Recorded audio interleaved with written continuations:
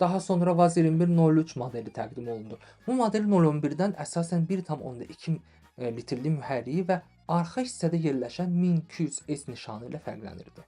Vaz 2103 zavod üçün əsl yüksəliş oldu və bir çox avtomobil həvəskarının arzusuna çevrildi. Xalq arasında Troyka kimi tanınan bu model Kapekadan və 011-dən köklü şəkildə fərqlənirdi və artıq prestijli avtomobil sayılırdı. Maşının dizaynı Fiat üslub mərkəzi ilə Vaz zavodunun mütəxəssislərinin birgə işinin nəticəsi idi. Vaz 2103 xarici görünüşü ilə dərhal seçilirdi. Xrom elementlərin bolluğu, fərqli ön optika, yeni arxa fənərlər, ön qapılarının ucundakı fənərlər, arxa divan üçün mərkəzi dayaq qolu, yeni cihazlar paneli, taxometr, gündəlik yürüş sayğacı və radio üçün ayrılmış yer. Bütün bunlar o dövr üçün ciddi yeniliklər idi.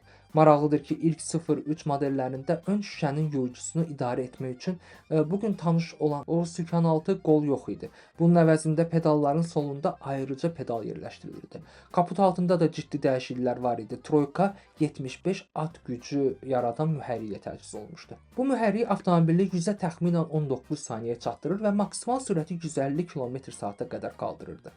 01 ilə müqayisədə bu model təxminən 2000 rubl daha baha idi. Amma yüksək qiymətinə baxmayaraq ona tələbat çox idi.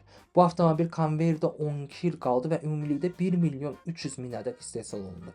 Məhz 03 Avtovazın milyonuncu avtomobil olmaq şərəfinə nail oldu. Bu əlamətdar hadisə 21 dekabr 1973-cü ildə baş verdi.